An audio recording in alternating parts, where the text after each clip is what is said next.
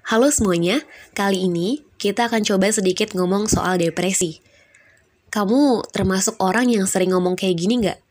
Duh, aku depresi banget nih, tugas kuliah numpuk. Atau, aku sempet depresi loh, waktu deadline tugas deket banget, mana masih harus fokus organisasi, belum lagi teman-temanku nggak mau bantuin. Saat ini, kata depresi menjadi terlalu mudah diucapkan untuk menggambarkan situasi yang bikin mood kita jelek. Padahal, faktanya, kondisi depresi harus ditentukan dari hasil diagnosis dari yang ahli. Saking akrabnya di telinga, kata ini pun menjadi lebih luas maknanya.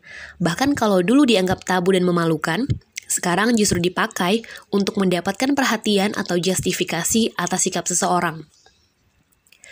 Akibatnya, pemahaman atas istilah depresi ini pun semakin kabur. Kebiasaan inilah yang disebut dengan romantisasi depresi. Dilansir dari The Atlantic, romantisasi depresi adalah membungkus istilah depresi dengan kondisi lain, sehingga mudah dipahami, mudah dikatakan, bahkan menjadi suatu hal yang keren atau menarik perhatian orang lain. Misalnya nih, ya kayak tadi, gue lagi depresi nih, jadi maklumin aja ya kalau tugas gue ketunda. Perlu kita ketahui bahwa depresi itu nggak sama dengan sedih, galau, atau sekedar bad mood. Lebih dari itu, depresi memiliki sejumlah gejala psikologis yang dampaknya sangat mengganggu dan memberatkan penderitanya. Depresi merupakan gangguan kesehatan mental yang ditandai dengan suasana hati yang terus-menerus merasa tertekan atau kehilangan minat dalam beraktivitas, sehingga mengakibatkan penurunan kualitas hidup sehari-hari. Dan punya jangka waktu tertentu, misalnya 40 hari berturut-turut, kamu merasakan tertekan atau kehilangan minat terhadap sesuatu.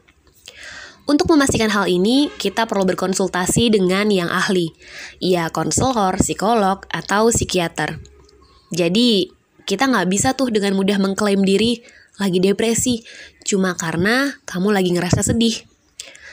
Lantas, apa sih yang mendorong banyak orang meromantisasi depresi? Penyebabnya pasti ada beberapa. Ya misalnya, ingin punya perhatian, pemakluman, atau perlindungan dari orang lain. Dengan mengatakan diri lagi depresi, kita mengharapkan bahwa orang lain bisa memberi perhatian atau memaklumi sikap dan perbuatan negatif yang kita lakukan, atau melindungi kita dari konsekuensi yang harus ditanggung. Selain itu, adanya figur-figur idola di luar sana membuat dalih depresi menjadi alibi yang bisa diterima untuk melakukan hal yang negatif. Siapa sih yang masih sering menggunakan kalimat dari Joker yang bilang kalau orang jahat itu terlahir dari orang baik yang tersakiti? Untuk memberi pembenaran atas perbuatan buruknya. Gambaran-gambaran inilah yang turut meromantisasi depresi menjadi sebuah stigma yang baru. Dan barangkali verbalisasi-verbalisasi yang keluar dengan gampang tentang depresi itu sebenarnya bermakna stres. Bagi orang-orang yang memverbalisasikan hal tersebut, ia menganggap bahwa stres dan depresi adalah dua hal yang sama. Padahal mereka berbeda.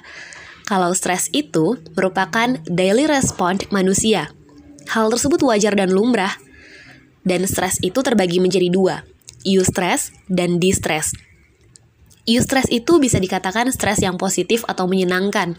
Misalnya ketika kita mengerjakan tugas, atau making a good preparation before the competition. Dan yang kedua, itu ada distress. Stres yang outputnya negatif. Misalnya ditinggal orang tersayang, kemudian kita merasa merana dan merasa kesulitan. Dan perlu diketahui bahwa stresor atau penyebab stres bagi manusia itu berbeda-beda. Misalnya nih, ada pesawat jatuh. Bagi si A, itu merupakan sebuah stresor. Namun bagi si B, itu tidak stresor. Karena di dalam pesawat tersebut, ada orang tuanya si A yang membuat dia merasa kehilangan orang yang tersayang.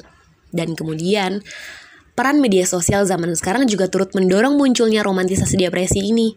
Di media sosial, orang itu bebas mengungkapkan apa saja yang ada dalam benaknya dan apa saja yang sedang dialami, tanpa ada filtrasi yang memastikan bahwa semua itu benar. Media sosial semakin mengaburkan batas antara depresi yang sebenarnya dengan yang hanya sekedar terucap. Dampaknya semakin banyak orang yang meyakini bahwa depresi itu keren, umum terjadi, dan sangat ampuh untuk menarik perhatian. Akibatnya, kisah-kisah yang dimunculkan sebagai penyebab terjadinya depresi abal-abal ini tersebar di media sosial dan hanya berujung pada drama belaka. Meski untuk beberapa orang, kebiasaan ini dipandang sebagai gurauan yang gak serius. dampak kedepannya bisa menyesatkan loh. Salah satunya, semakin banyak orang yang gak teredukasi dengan benar tentang masalah kesehatan mental yang satu ini. Karena itu, jangan mudah bilang, gue lagi depresi. Kalau itu, tidak seserius itu ya. Tapi kalau kamu sudah merasa bahwa hal itu sudah seserius itu, jangan segan dan sungkan untuk segera berkonsultasi kepada yang ahli dan profesional. Semoga kita sama-sama bisa terus belajar ya tentang depresi dan teredukasi tentang masalah kesehatan mental. Terima kasih. See you.